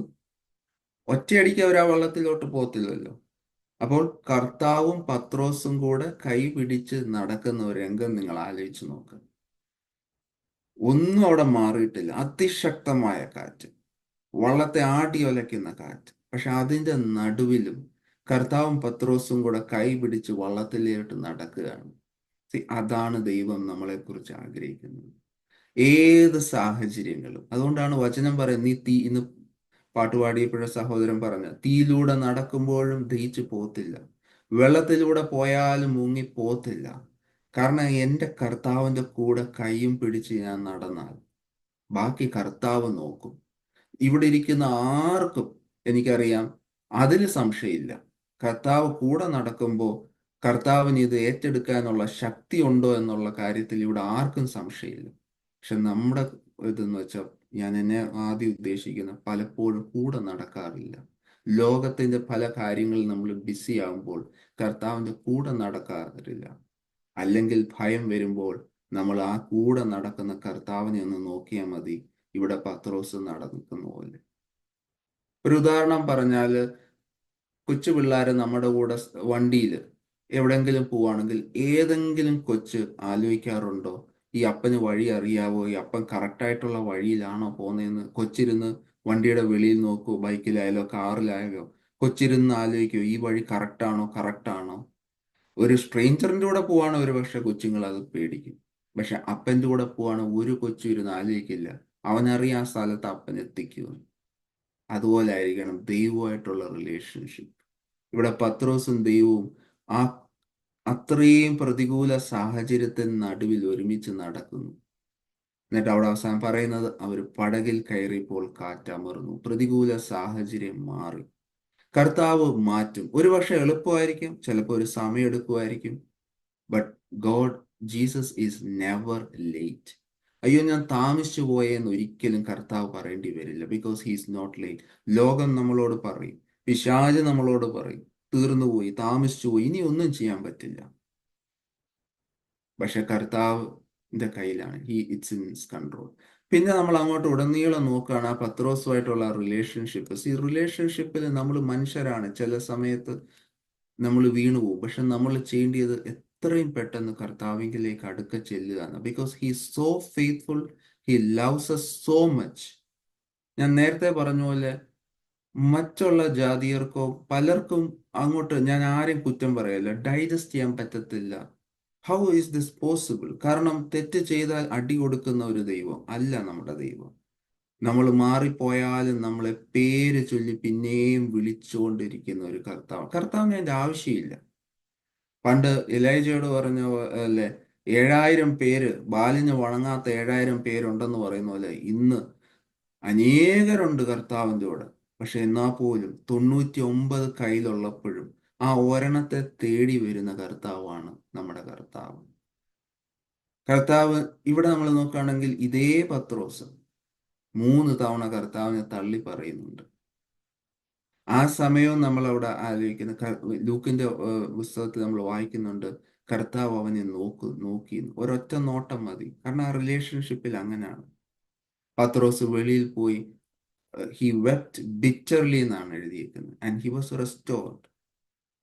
സ്വർഗാരോഹണത്തിന് മുമ്പേ നമ്മൾ കാണുന്നുണ്ട് പത്രോസും കർത്താവും തമ്മിലുള്ള സംസാരം. 3 തവണ കർത്താവ് ചോദിക്കുന്നു, Peter do you love me? ഓരോ തവണ പീറ്റർ പറഞ്ഞു യെസ് ഐ ലവ് യു, ആ ഒരു എൻതൂസിയാസ്യത്തിൽ. പക്ഷെ 3-ാം തവണ ചോദിച്ചപ്പോൾ പീറ്ററിന് മനസ്സിലായി, ഐ എം വീക്ക്, ഞാൻ 3 തവണ തള്ളി പറഞ്ഞവനാണ്. See, Jesus knows we are weak. It doesn't matter. All he's asking, just walk with me. അവിടെയും പത്രോസ് അവസാനം തകർന്ന മനസ്സോട് പറയാം, കർത്താവെ നീ എല്ലാം അറിയുന്നല്ലോ. ഉടനെ കർത്താവ് പറഞ്ഞു എന്തോ, ഫോളോ മീ, എന്നെ അനുഗമിക്കുകയാണ്, വാക്ക് വിത്ത് മീ. പ്രതികൂല സാഹചര്യത്തിൽ അല്ലെങ്കിൽ നമുക്ക് എന്തെങ്കിലും പ്രയാസം വരുമ്പോൾ, കർത്താവെ എനിക്ക് അങ്ങോട്ട് പറ്റുന്നില്ല, അല്ലെങ്കിൽ എനിക്കതിന് കഴിവില്ല, എനിക്ക് എന്തുണ്ടെങ്കിലും കർത്താവ് പറയുന്നത്, just follow me, everything will happen. വചനം അറിയാൽ, നമുക്ക് എല്ലാവർക്കും കാണാൻ അറിയാം, seek the kingdom of heaven first and everything you need will be added on to you. ജീവിതത്തിൽ ഞാൻ നേരത്തെ പറഞ്ഞ പോലെ വിശ്വാസ വീരന്മാരെല്ലാം ജയിച്ചതുകൊണ്ടാണ്. ഗോലിയാത്തിനെ അഭിമുഖീകരിക്കുമ്പോൾ ദാവീദിന്റെ എന്തുവായിരുന്നു അവന്റെ ഇത്? അവന്റെ മനസ്സിൽ, ഞാൻ കുഞ്ഞിലെ ആടുകളെ മേയ്ക്കുമ്പോൾ എൻ്റെ കർത്താവുമായിട്ട്, എൻ്റെ ദൈവമായിട്ടുള്ള ബന്ധമായിരുന്നു. ആ ബന്ധത്തിൽ നിന്ന് അവനൊരു കാര്യം അറിയാം, സിംഹത്തെയും കരടിയെയും നിന്ന് എന്നെ രക്ഷിച്ച ദൈവം ഇവന്റെ മുമ്പിൽ എനിക്ക് ജയം തരുമെന്നാണ്. ദൈവം ഇന്നും നമ്മളോട് ചോദിക്കുന്നതാണ്, ഞാൻ ആരാകുന്നു? നിനക്ക് ഞാൻ ആരാകുന്നു? മറ്റുള്ളവരെന്തും പറയട്ടെ, ക്രിസ്ത്യാനിയാന്ന് പറഞ്ഞ് വിശ്വാസിയാന്ന് പറഞ്ഞ് നടക്കുന്ന നിനക്ക് ഞാൻ ആരാകുന്നു? അത് ദേഷ്യത്തിന്റെ ഇതിലല്ല. നമ്മളെ ദൈവം കൂടുതൽ കൂടുതൽ നമുക്ക് വെളിവാകുകയും നമ്മളുടെ കൂടെ നടക്കുവാൻ ആഗ്രഹിക്കുന്നതുകൊണ്ടാണ് ദൈവം അത് പറയുന്നത്. ഞാൻ എൻ്റെ ഒരു സാക്ഷ്യം വളരെ പെട്ടെന്ന് പറയാൻ ആഗ്രഹിക്കുകയാണ്. ഞാൻ നേരത്തെ പറഞ്ഞ പോലെ ഞാൻ ഓർത്തഡോക്സ് കുടുംബ പശ്ചാത്തലത്തിൽ നിന്ന് വന്നതാണ്. പക്ഷെ എന്നിരുന്നാലും രണ്ട് വള്ളത്തിൽ നടക്കുന്ന ഒരു ആളായിട്ടായിരുന്നു. കാരണം എന്ന് വെച്ചാൽ ഞാൻ അങ്ങനെ കൺസിസ്റ്റന്റ് ആയിട്ട് ബൈബിൾ വായിക്കുകയോ പ്രാർത്ഥിക്കുകയോ ഒന്നും ചെയ്യുന്ന ആളല്ല. ശരിക്കും പറഞ്ഞാൽ പ്രാർത്ഥിക്കാൻ അങ്ങനെ അറിയാവുന്ന ഒരാളും അല്ലായിരുന്നു. പ്രശ്നങ്ങളും പ്രയാസങ്ങളും വരുമ്പോൾ ഞാൻ ഓടി ദൈവത്തിൻ്റെ അടുത്ത് പോവായിരുന്നു. എനിക്കങ്ങനെ വചനത്തെക്കുറിച്ച് വലിയ ഗ്രാഹ്യം ഇന്നങ്ങനെ ഉണ്ടെന്നല്ല ഞാൻ പറയുന്നത്. എങ്കിലും അന്ന് എനിക്ക് ആകെ ഗോസ്പൽസ് അറിയാം, ബൈബിളിൽ നിന്ന് തന്നെ ബുക്കുകൾ അറിയാമെന്നല്ലാണ്ട് എനിക്കങ്ങനെ ഒരു പ്രത്യേകിച്ച് പഴയ നിയമത്തെക്കുറിച്ചൊന്നും എനിക്കങ്ങനെ വലിയ ഒരു നോളജ് ഇല്ലായിരുന്നു. അപ്പം അങ്ങനെ ഒരു എന്താ പറയുന്നത്, രണ്ട് വള്ളത്തിൽ ചവിട്ടുന്ന ഒരാളായിട്ടായിരുന്നു ഇവിടെ. അങ്ങനെ ഞങ്ങൾ അമേരിക്കയിൽ 2015 നവംബറിൽ വന്നു, വിസയിൽ വന്നാണ്. ഞങ്ങളൊരു അപ്പാർട്ട്മെന്റിൽ കുറച്ച് നാൾ അരിസോണയിലായിരുന്നു. അത് കഴിഞ്ഞ് ഞങ്ങൾ ഡാലസിലോട്ട് മൂവ് ചെയ്തു. 2017 അവസാനത്തോടു കൂടി ഞങ്ങൾ ഡാലസിലോട്ട് വന്നു. ആ സമയത്ത് ഞങ്ങൾ ഡിസംബർ 2018 ആയപ്പോൾ വയറിനൊക്കെ ഒരു പ്രയാസവും ഒരു ക്ഷീണവും ഒക്കെ ഇങ്ങനെ വിട്ടുമാറാൻ നിന്ന് കുറച്ച് മരുന്നൊക്കെ എടുത്തിട്ടൊന്നും അങ്ങോട്ട് മാറുന്നില്ല. അപ്പം അങ്ങനെ ആയിരുന്നപ്പോൾ ഫിസിഷ്യനെ പോയി കണ്ടു. ഇന്ന് ഓർക്കുന്നുണ്ട്, ഒരു ശനിയാഴ്ച രാവിലെ ഫിസിഷ്യൻ വിളിച്ചിട്ട് പറഞ്ഞു ബ്ലഡ് കൗണ്ടുകളൊക്കെ കുറവാണ്. ഒരുപാട് കുറവൊന്നല്ല, കുറവാണ്. പിന്നെ ബ്ലഡിൽ ബ്ലാസ്റ്റ് സെൽസിന്റെ പ്രസൻസ് ഉണ്ട് എന്ന് പറയുന്നു. RBCയെ താഴ്ത്തി വൈറ്റ് ബ്ലഡ് സെൽസ് കൂടുന്ന ഒരു ഇത് കാണുന്നുണ്ട്. നിങ്ങളൊരു ഓങ്കോളജിയെ പോയി കാണണം. അന്നത്തെ ആ ഒരു നമ്മൾ കാരണം ഓങ്കോളജി എന്ന് കേൾക്കുമ്പോഴേ നമ്മൾ ഈ ന്യൂസിലും മറ്റുള്ളവരുടെ കേൾക്കുന്നതല്ലാണ്ട് നമുക്ക് അങ്ങനെ പെട്ടെന്ന് ഒരു ഓങ്കോളജിയെ കാണണമെന്ന് പറഞ്ഞപ്പോൾ ഞങ്ങൾ ആകെ തകർന്നുപോയി. ജാൻ 9 ആയപ്പോഴാണ് അവർ ഓൺകോളജിയിൽ നിന്ന് കൺഫർമേഷൻ വന്നു, ഇത് അക്യൂട്ട് ബ്ലഡ് ക്യാൻസർ ആണ് ഓഫ് ടൈപ്പ് AL. വളരെ പെട്ടെന്ന് പ്രോഗ്രസ് ചെയ്യുന്ന ഒരു ബ്ലഡ് ക്യാൻസർ ആണെന്ന് പറഞ്ഞു. ആ സമയം ഞാൻ, വൈഫ്, 7 വയസ്സുള്ള എൻ്റെ മോന്, അവൻ സെക്കൻഡ് സ്റ്റാൻഡേർഡിലാണ് പഠിക്കുന്നത്. ഞാൻ മാത്രമേ ജോലി ചെയ്യുന്നുള്ളൂ. ഞങ്ങൾ വിസയിലാണ്. നിങ്ങൾക്കറിയാം, പ്രവാസിയായിട്ട് നമ്മൾ ഇരിക്കുമ്പോൾ നമ്മൾ ശമ്പളം എന്നൊക്കെ പറഞ്ഞു കഴിഞ്ഞാൽ നമ്മൾക്ക് താമസിക്കുന്നിടത്തു നിന്നൊക്കെ ഒരു മാസത്തെ റെന്റ് മുടങ്ങി അവരെടുത്ത് നമ്മളെ പുറത്തു കളയും. ഞങ്ങൾക്ക് ഒരു മനുഷ്യരെ ഡാലസിൽ അന്ന് പരിചയമില്ല. ഞങ്ങൾ അന്ന് പൊയ്ക്കൊണ്ടിരുന്ന ഒരു ഇംഗ്ലീഷ് ചർച്ചിലാണ് പോയിട്ടുണ്ട്. അപ്പം ഞങ്ങൾക്ക് ആരെ അറിഞ്ഞൂടാ, എന്ത് ചെയ്യണമെന്ന് പോലും അറിഞ്ഞൂടാ. പെട്ടെന്ന് ഇങ്ങനെ ഒരു ന്യൂസ്. ഞങ്ങൾക്ക് ആകെ ഡോക്ടറോട് വാ തുറന്ന് ചോദിക്കാൻ തോന്നിയത് ഇത് മാത്രമേ ഉള്ളൂ, ഇന്ത്യക്ക് പോയിക്കോട്ടെ എന്ന് ചോദിച്ചു. അപ്പൊ ഡോക്ടർ പറഞ്ഞു, ഇന്ത്യക്ക് പോകുന്നേ കുഴപ്പമില്ല, ഇന്ന് രാത്രി അല്ല നാളെ രാവിലെ ഇവിടെ ഒന്ന് പോകണം. 2 ദിവസത്തിനകം നിങ്ങൾ അഡ്മിറ്റഡ് ആയിട്ട് ട്രീറ്റ്മെന്റ് തുടങ്ങണം, കാരണം ഇത് അക്യൂട്ടാണ്, വളരെ പ്രോഗ്രസ് ചെയ്യാന്ന് പറഞ്ഞു. എന്തായാലും അതൊരു ഓപ്ഷനേ അല്ല. കാരണം ഞാൻ ഈ പറഞ്ഞ പോലെ ഈ സമയത്ത് ആരുണ്ട്, എനിക്കാണ് ഓരോ നിമിഷം ക്ഷീണം കൂടുകയാണ്. ഒന്നും അറിയാതെ അവസാനം ഡോക്ടറോട് പറഞ്ഞു, ശരി ഞങ്ങൾ ഇവിടെ തന്നെ അഡ്മിറ്റ് ആയിക്കോളാന്ന് പറഞ്ഞു. ഞങ്ങൾ ഒട്ടും പ്രിപ്പയർഡ് അല്ലായിരുന്നു. പക്ഷെ തിരിഞ്ഞു നോക്കുമ്പോൾ ഒരു കാര്യം മനസ്സിലാവും, ദൈവം ഫുള്ളി പ്രിപ്പയർഡ് ആയിരുന്നു. 24/7 ദൈവം ഞങ്ങളുടെ കൂടെ ഉണ്ടായിരുന്നു. ദൈവം ഞങ്ങളുടെ മുന്നമേ നടന്ന് പറഞ്ഞാൽ വിശ്വസിക്കാൻ പോലും പറ്റാത്ത രീതികളിൽ വഴികൾ തുറന്നു. ദൈവം വചനം വായിക്കുന്ന പോലെ, യഹോവ നിനക്ക് മുമ്പായി നടക്കുമെന്നാണ്. അവൻ നിന്നോട് കൂടെ ഇരിക്കും, നിന്നെ അവൻ കൈവിടുകയില്ല, ഉപേക്ഷിക്കുകയില്ല. നീ പേടിക്കരുത്, ഭയപ്പെടരുത്. ജീവിതത്തിൽ കണ്ടതാണ്. ഒരു പരിചയമില്ലാത്ത മനുഷ്യര് ദൈവം ഞങ്ങൾക്ക് വേണ്ടി കൊണ്ടുവന്നു, ഒരു ഫെലോഷിപ്പ് തന്നു. ഈ ഓങ്കോളജി ഏരിയയിലോട്ടും പിള്ളേരെ കയറ്റത്തില്ല, കാരണം അവിടെ ഇമ്മ്യൂൺ സപ്രസ്ഡ് ആയതുകൊണ്ട് പിള്ളേരെ കയറ്റില്ല. ഞങ്ങൾ എന്ത് ചെയ്യും? 7 വയസ്സുള്ള കുഞ്ഞ് ഞങ്ങൾ എന്ത് ചെയ്യും? വൈഫ് എൻ്റെ കൂടെ നിൽക്കുകയാണെങ്കിൽ പിന്നെ അവന് സ്കൂളിൽ പോകണം. 3 മണിയാകുമ്പോൾ അവൻ്റെ സ്കൂൾ വിടും, അവനെ വിളിച്ചുകൊണ്ട് വരണം. ആ സമയം ഞങ്ങൾ പോയ ഇംഗ്ലീഷ് ചർച്ച്, കാരണം അന്ന് ഞങ്ങൾ മലയാളി കൂട്ടായ്മയായിട്ടില്ല, ഞങ്ങൾക്ക് ഇംഗ്ലീഷ് ആയിരുന്നു. ആ ഇംഗ്ലീഷ് ചർച്ചിൽ ഒരു ലേഡി ലീഡർഷിപ്പ് എടുത്തിട്ട് അവരൊരു 6-7 ഫാമിലി ഒരുക്കിയിട്ട് ഇവര് പോയി ഇവനെ സ്കൂളിൽ നിന്ന് വിളിക്കും. എന്നിട്ട് അവരുടെ വീട്ടിൽ കൊണ്ടുപോയി ഇരുത്തും. സന്ധ്യ ആകുമ്പോൾ, ഒരു ഏകദേശം രാത്രി അടുക്കാറാകുമ്പം എൻ്റെ വൈഫ് ലിസ പോയി മോനെ വിളിച്ചുകൊണ്ട് വരും. അത് മാത്രമല്ല, അനേകടുത്ത് ഞങ്ങളെ ആദ്യം ഓങ്കോളജി കൊണ്ടുപോയത് തന്നെ ഞങ്ങൾക്ക് ഒരു പരിചയമില്ലാത്ത പാസ്റ്ററായിരുന്നു. ഞങ്ങൾ ഇന്നേ വരെ ജീവിതത്തിൽ കാണാത്ത പാസ്റ്റർ. ഇന്നും മെന്റലിയും ഞങ്ങളെ പ്രാർത്ഥനയിലും സപ്പോർട്ട് ചെയ്യുന്ന, അന്ന് ഞങ്ങൾ ജീവിതത്തിൽ കാണാത്ത ഫാമിലി ഫെലോഷിപ്പ്. ഞാൻ നേരത്തെ പറഞ്ഞ പോലെ ഞാൻ അന്നാണ് ആദ്യമായിട്ട് കാണുന്നത് മറ്റുള്ളവർക്ക് വേണ്ടി കണ്ണീരോടെ പ്രാർത്ഥിക്കുന്നത്. കാരണം ഞാൻ നേരത്തെ പറഞ്ഞ പോലെ പ്രാർത്ഥിക്കും, നമ്മൾ ആരോടുള്ള ഒരു പ്രയാസം പറഞ്ഞാൽ പ്രാർത്ഥിക്കാന്ന് പറയും.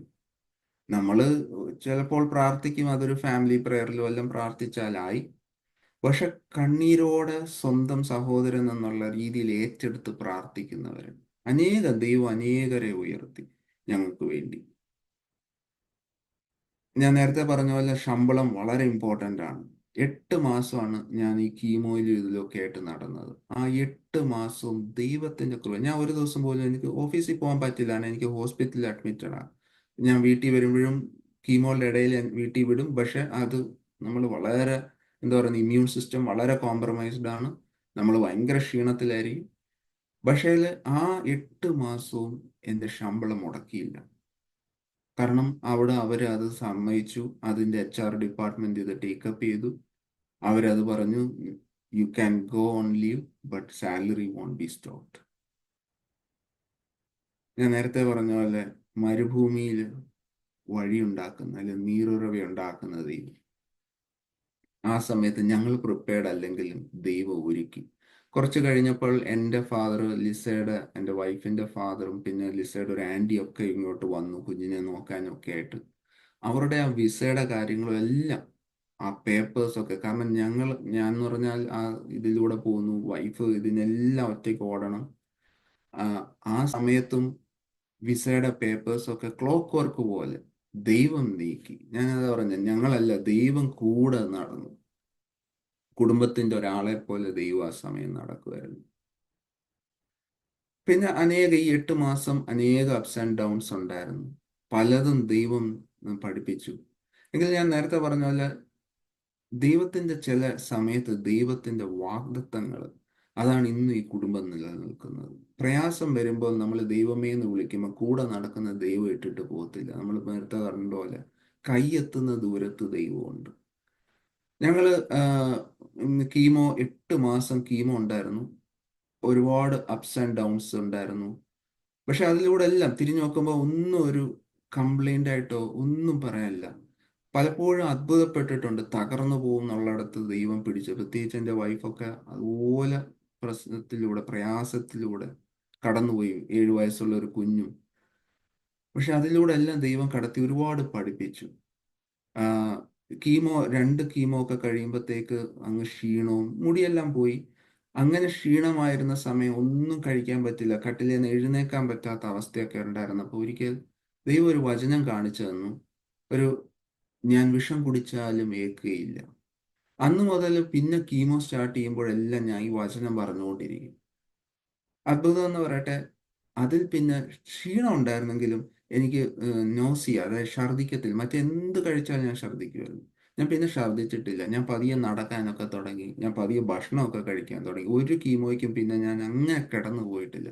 കാരണം കീമോ കിട്ടുമ്പോൾ ഇത് പറഞ്ഞുകൊണ്ടിരിക്കും, ഞാൻ വിഷം കുടിച്ചാലും എന്നിലേക്കുകയില്ല.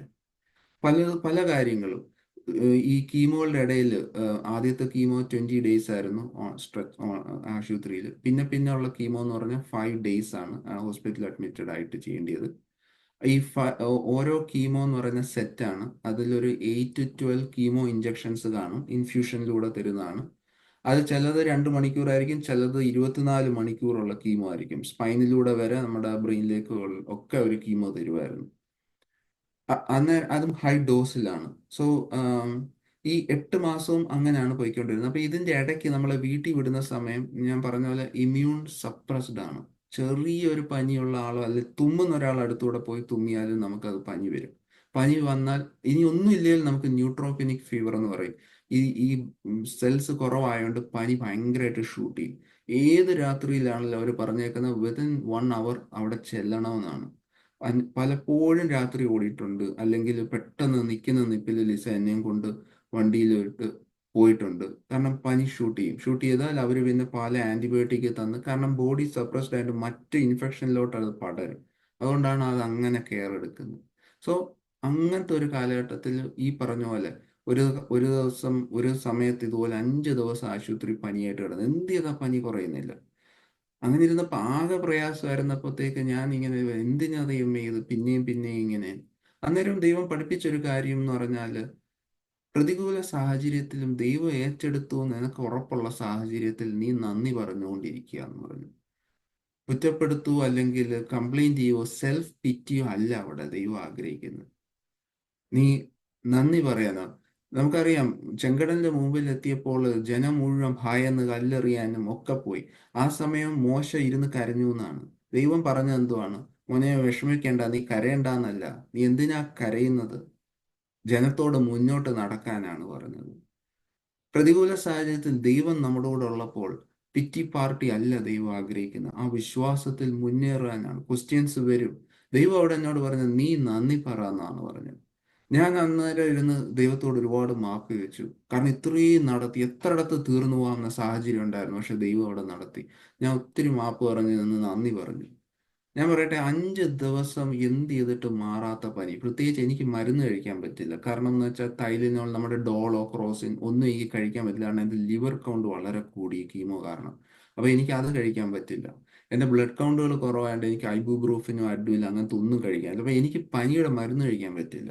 ഇത് വെള്ളം വെച്ച് തന്നെ താഴണം. പിന്നെ ഒരു രക്ഷയില്ലെങ്കിൽ അവർ സ്റ്റിറോയിഡ്സ് തരും. അങ്ങനെ അവർ തന്നു. ഈ 5 ദിവസം സ്റ്റിറോയിഡ് തരുമ്പോൾ ഒന്ന് താഴും, പിന്നെയും ഷൂട്ട് ചെയ്യും.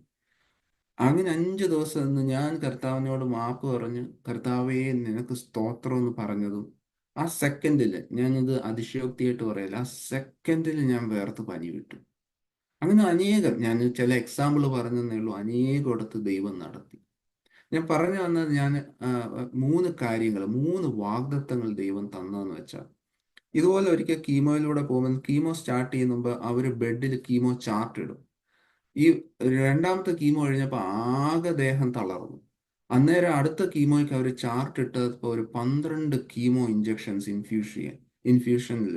ഇത് കണ്ടതും ഞാൻ ഒന്നാതെ തളർന്നിരിക്കുക. അതിൻ്റെ കൂടെ ഞാൻ ആകെ വിഷമിച്ച്, കർത്താവെ എന്തിന് എനിക്ക് ഇങ്ങനെ പ്രയാസങ്ങൾ വരുന്നു എന്ന് ചോദിച്ചപ്പോൾ വ്യക്തമായിട്ട് ഐശയ 41:9 വളരെ വ്യക്തമായിട്ട് ഇങ്ങനെ ഒരു വചനം എൻ്റെ മുന്നിൽ വന്നു. ഞാൻ പറഞ്ഞ പോലെ എനിക്ക് ഐഷയെക്കുറിച്ച് ഒന്നും അറിഞ്ഞൂടാ. ഒരു പുസ്തകം ഉണ്ടെന്നല്ലാണ്ട് എനിക്ക് ഐഷയെക്കുറിച്ച് ഒന്നും അറിഞ്ഞൂടാ. ഞാൻ വന്ന ബാക്ക്ഗ്രൗണ്ടിൽ ഞാൻ ഈ 2 വള്ളത്തിൽ നിൽക്കുന്ന ഒരാളാണ്. ഞാൻ ബൈബിൾ അധികം വായിക്കുന്ന ഒരാളെ അല്ല. എനിക്ക് എന്തോ ഇതൊന്നും അറിഞ്ഞൂടാ. ഞാൻ പെട്ടെന്ന് ബൈബിൾ തുറന്ന് നോക്കിയപ്പോൾ ഇതാണ്: ഞാൻ നിന്നെ നിരസിച്ച് കളയാതെ തിരഞ്ഞെടുത്തിരിക്കുന്നു എന്ന് പറഞ്ഞുകൊണ്ട് ഭൂമിയുടെ അറ്റത്തിൽ നിന്ന് നിന്നെ എടുക്കുകയും അതിൻ്റെ മൂലകളിൽ നിന്ന് വിളിച്ചു ചേർത്തിരിക്കുകയും ചെയ്തിരിക്കുകയും നീ ഭയപ്പെടേണ്ട. ദൈവം വ്യക്തമായി സംസാരിച്ച, ഞാൻ നിന്നെ നിരസിച്ച് കളഞ്ഞിട്ടില്ല, നീ എൻ്റെ ദാസനാകുന്നു. അന്ന് മുതൽ ആ വചനം മുറുകെ പിടിച്ചാണ് ഞാനും എൻ്റെ കുടുംബവും നടക്കുന്നത്. രണ്ടാമത് ദൈവം സംസാരിച്ച ഒരു കാര്യം എന്ന് വെച്ചാൽ, ഈ 8 മാസം കീമോ കഴിഞ്ഞു. അത് കഴിഞ്ഞ് അടുത്തെന്ന് വെച്ചാൽ ട്രാൻസ്പ്ലാന്റ് ആണ്. ട്രാൻസ്പ്ലാന്റ് എന്ന് പറഞ്ഞു കഴിഞ്ഞാൽ, ട്രാൻസ്പ്ലാന്റ് എന്ന് പറഞ്ഞാൽ വളരെ കോംപ്ലിക്കേറ്റഡ് ആയിട്ടുള്ള ഒരു കാര്യമാണ്. ബോഡി ഫുള്ളി സപ്രസ്ഡ് ആയിട്ട് 6 to 1 year നമ്മൾ അങ്ങനെ നിൽക്കേണ്ടി വരും. അടുത്ത ആരും വരാൻ പാടില്ല. വളരെ കോംപ്ലിക്കേഷൻസ് ഉണ്ടെന്ന് അവർ തന്നെ പറഞ്ഞു. പ്രത്യേകിച്ച് ലിവർ വളരെ മോശമായിട്ടിരിക്കുന്നു, ലിവർ, കിഡ്നി. കാരണം ട്രാൻസ്പ്ലാന്റ് എന്ന് പറഞ്ഞാൽ നമ്മുടെ ബോൺ മാരോ വളരെ ഹൈ ഡോസ് കീമോ കൊടുത്ത് നശിപ്പിക്കുകയാണ്. എന്നിട്ട് ഒരു ഡോണറിന്റെ സ്റ്റെം സെൽസ് നമ്മളിലേക്ക് കയറ്റുകയാണ്, ഇഞ്ചക്ട് ചെയ്ത് കയറ്റുകയാണ്. അത് റിപ്പൽ ചെയ്യാതിരിക്കാൻ വേണ്ടി അവർ ഹൈ ഡോസ് ഇമ്മ്യൂൺ സപ്രഷൻസ് തരും. അപ്പൊ ഒത്തിരി, എന്നിട്ട് ഇതെല്ലാം കടന്നാലും പുള്ളി പറഞ്ഞ് 60% ചാൻസ് ഓഫ് സർവൈവൽ. ഇത്രയൊക്കെ ചെയ്താൽ ദൈവത്തിന്റെ ആത്മാവ് പറഞ്ഞത് അത് വേണ്ട എന്നാണ്. പല കൺഫർമേഷനിലൂടെ ദൈവം കാരണം ഞാൻ ഈ പറയുന്നത് ദൈവം നമ്മളോട് സംസാരം, അല്ലാണ്ട് ഇനി നാളെ ആരും ട്രാൻസ്പ്ലാന്റ് എടുക്കല്ലെന്നല്ല. ദൈവം പറയും. ചിലർക്ക് ഒരു മരുന്ന് പോലും ഇല്ല, വേണ്ടാന്ന് ദൈവം പറയും. ചിലർക്ക് ദൈവം ചിലരിലുള്ള കടത്തും. അത് ദൈവത്തിന്റെ ഇഷ്ടമാണ്. പക്ഷെ ഞങ്ങളോട് ദൈവം പറഞ്ഞത് വേണ്ട എന്നുള്ള ഇതാണ് ഞങ്ങൾക്ക്. അങ്ങനെ ഞങ്ങൾ ഡോക്ടറോട് പറഞ്ഞു വേണ്ട. ആ സമയം ഡോക്ടറിന് ഭയങ്കര ദേഷ്യമായി. ഡോക്ടർ പറഞ്ഞത്, എൻ്റെ ഇത്രയും നാളത്തെ അനുഭവം, പ്രത്യേകിച്ച് വെല്ലൂരിലൊക്കെ ഇരുന്ന ഒരു ഡോക്ടറാണ്, മുംബൈയിലെ ഏറ്റവും ഫേമസ് സ്ഥലത്ത് ഇരുന്ന ഡോക്ടർ, അത് കഴിഞ്ഞ് ഇവിടുത്തെ റെപ്യൂട്ടഡ് ഹോസ്പിറ്റലിലുള്ള ഡോക്ടർ. അപ്പൊ ഡോക്ടർ പറഞ്ഞ് പേപ്പറിൽ 5% ചാൻസ് ഉണ്ട്, പക്ഷെ ഞാൻ എൻ്റെ അനുഭവത്തിൽ പറയാം, നിനക്ക് 0% ചാൻസ് ആണ്. ഇത് തിരിച്ചു വരും. ദ മാക്സിമം 6 months ആണ്. ട്രാൻസ്പ്ലാന്റ് ചെയ്ത എന്തെങ്കിലും ഒരു ചാൻസ്, 60% എങ്കിലും ചാൻസ് ഉണ്ട് നിനക്ക്. പക്ഷെ ഞങ്ങൾ പറഞ്ഞു വേണ്ട. അന്ന് ഇതുപോലെ ആകെ പ്രയാസപ്പെട്ട് ഇരുന്നപ്പോൾ വ്യക്തമായിട്ട് 1 കൊരിന്ത്യൻസ് 2:14 ദൈവം തന്നത്. അത് ഇതുപോലെ എന്തുവാന്ന് പോലും എനിക്ക് അറിഞ്ഞുകൂടാ. പക്ഷെ എടുത്തു നോക്കുമ്പോൾ അതിന്റെ സാരാംശം ഇതാണ്: ആത്മാവിലുള്ളവൻ ഇതൊക്കെ വിവേചിച്ചറിയും, ആത്മാവിലില്ലാത്തവനോ ഇതൊക്കെ വിഡ്ഢിത്തരമെന്ന് തോന്നും. സമയം പോകുന്നതുകൊണ്ട് എളുപ്പം പറയാം. ഇതേപോലെ ഞങ്ങൾ പിന്നെ ഒരു സെക്കൻഡ് ഒപ്പീനിയന് പോയി. അതിലും വലിയ റെപ്യൂട്ടഡ് ഒരു ഹോസ്പിറ്റൽ. അവിടുത്തെ ഡോക്ടർ ഇതെല്ലാം നോക്കിയിട്ട് ഇത്രയും ഹാർഷായിട്ട് പറഞ്ഞില്ലെങ്കിലും പുള്ളി പറഞ്ഞതെന്ന് വെച്ചാൽ ഇത് തിരികെ വരും, എത്രയും പെട്ടെന്ന് വരും. സോ വേണമെങ്കിൽ നിങ്ങൾക്ക് ട്രാൻസ്പ്ലാന്റ് ചെയ്യാം, പക്ഷേ ദാറ്റ്സ് ഓൾസോ 50% ചാൻസ്. അന്നേരം ഇതുപോലെ വിഷമത്തിൽ നമ്മൾ വീട്ടിൽ വന്ന സമയം പ്രാർത്ഥനയിടയിൽ എഗെയിൻ വ്യക്തമായിട്ട് സങ്കീർത്തനം 116:8 വന്നത്. അത് വായിക്കുമ്പോൾ യഹോവ നിന്റെ പ്രാണനെ മരണത്തിൽ നിന്ന് രക്ഷിച്ചിരിക്കുന്നു, നിന്റെ കാലുകളെ വീഴ്ചയിൽ നിന്നും കണ്ണുകളെ കണ്ണുനീരിൽ നിന്നും. ഈ 3 വാഗ്ദത്തങ്ങളാണ് പ്രതികൂല സാഹചര്യത്തിൽ ദൈവം തന്നത്. ഇന്നും ഈ കുടുംബം നടക്കുന്നത്. എന്നോട് ഇതെല്ലാം പറഞ്ഞത് ഓഗസ്റ്റിലാണ് ഇതൊക്കെ പറയുന്നത്. നിനക്ക് 6 മാസമേ ഉള്ളൂ, നീ എന്തെടുത്താലും കഥയില്ല, 6 മാസം. ട്രാൻസ്പ്ലാന്റ് ചെയ്തില്ലെങ്കിൽ ഫോർ ഷുവർ. ഞാൻ ഇന്ന് ഈ സംസാരിക്കുന്നത് ഒക്ടോബർ 2024 ആണ്. ദൈവത്തിന്റെ കൃപയാൽ 4.5 വർഷമാവുന്നു. ഞാൻ അന്ന് ഇറങ്ങിയതാണ്. ഞാൻ ഡിസംബർ 7, 2019 ആശുപത്രി, കാരണം കീമോ ഒക്കെ കഴിഞ്ഞിട്ടും ഈ പ്രിവെന്റീവ് കീമോയിലേക്ക് പോയപ്പോൾ ഭയങ്കരമായിട്ട് പനി വന്നു. 50 ദിവസം അടുപ്പിച്ച് പനി വന്ന് ഞാൻ ആശുപത്രിയിലായത്. എന്ത് ചെയ്താൽ പനി മാറത്തില്ല. പനി ഭയങ്കര ഷൂട്ടപ്പ് ചെയ്യല്ല, മാറത്തില്ല. ഡോക്ടേഴ്സ് എൻ്റെ ബോഡിയിൽ, ഞാൻ ഇത് അതിശോക്തി പറയല്ല, ഓരോ ബോഡി പാർട്സും അവർ ടെസ്റ്റ് ചെയ്തു. ക്യാൻസർ ഉണ്ടോ, അല്ലെങ്കിൽ എല്ലാം നെഗറ്റീവ് വരും. അവർ എൻ്റെ ലിവർ ക്യാൻസർ നോക്കി, ലങ് ക്യാൻസർ നോക്കി, ബോഡിയിലൂടെ പെറ്റ് സ്കാൻ ചെയ്ത് എവിടെങ്കിലും ക്യാൻസർ ഉണ്ടോ എന്ന് നോക്കി, പല ടൈപ്പിലുള്ള വൈറസ് ബാക്ടീരിയ ഇൻഫെക്ഷൻ നോക്കി. കാരണം എന്തായി പനി മാറാത്തെ? ഞങ്ങൾ ആദ്യം പറഞ്ഞു ചിലപ്പോൾ ഇനി ചെറിയ ഡോസ് കീമോ പിൽസ് തിന്നുന്നതുകൊണ്ടാണ്. അപ്പൊ ഡോക്ടർ പറഞ്ഞു ഒരിക്കലും അല്ല, ഹൈ ഡോസ് തന്നിട്ട് നിങ്ങളുടെ ബോഡി ഏറ്റും, എന്നിട്ടാണ് ഈ വളരെ pills. So it is not like that. ഇത് എന്തോ വേറെ റീസൺ ഉണ്ട്. 50 ദിവസം പലതും നോക്കിയിട്ട് ആ ഡോക്ടർ ഇത്രയും പഠിച്ച് ഭയങ്കര അന്ന് എന്നെ ചലഞ്ച് ചെയ്ത എൻ്റെ എക്സ്പീരിയൻസ്, ആ ഡോക്ടർ നിസ്സഹായനായി നിൽക്കുന്ന ഞാൻ കണ്ടതാണ്. കാരണം ഞാൻ അഗെയിൻ ഡോക്ടേഴ്സിനെ കുറ്റം പറയരുത്, there is something beyond those things. 50 ദിവസമായിട്ടും അവസാനം ഡോക്ടറിന് പറയാൻ വന്നു, ഞങ്ങൾക്ക് അറിഞ്ഞുകൂടാ എന്തായി പനി മാറുന്ന. ഓക്കെ, നിങ്ങളുടെ വിശ്വാസം ഈ കീമോ പിൽസ് തിന്നുന്നതാണെങ്കിൽ നിങ്ങൾ നിർത്തിക്കോ എന്ന് പറഞ്ഞു. ബിക്കോസ് ഡോക്ടറിന്റെ മെന്റാലിറ്റി എന്തായാലും നീ 6 മാസമേ ഉള്ളൂ. സോ ഞങ്ങൾ അത് നിർത്തി, പനി വിട്ടു. അന്ന് ഡിസംബർ 7 ഞാൻ ഹോസ്പിറ്റലിൽ ഡിസ്ചാർജ് ചെയ്ത 2019. ഇന്ന വരെ ഞാൻ പിന്നെ ഒരു മരുന്നോ കഴിച്ചിട്ടില്ല, ഒന്നും കഴിച്ചിട്ടില്ല. ദൈവം നടത്തുന്ന ഈ വാഗ്ദത്തങ്ങളെ. സമയമായി ഞാൻ വാക്കുകൾ നിർത്തുകയാണ്. ഞാൻ ഈ പറഞ്ഞ പോലെ ദൈവമായിട്ടുള്ള ഒരു ബന്ധം, ദൈവം ഇന്ന് നമ്മളോട് ചോദിക്കുന്നത് നീ ഞാൻ ആരാന്ന് പറയുന്നു. ആ വെളിപ്പാടിന്റെ മേലാണ് സഭ നിലനിൽക്കുന്നത്. ദൈവം നമ്മളെ എല്ലാം അനുഗ്രഹിക്കട്ടെ.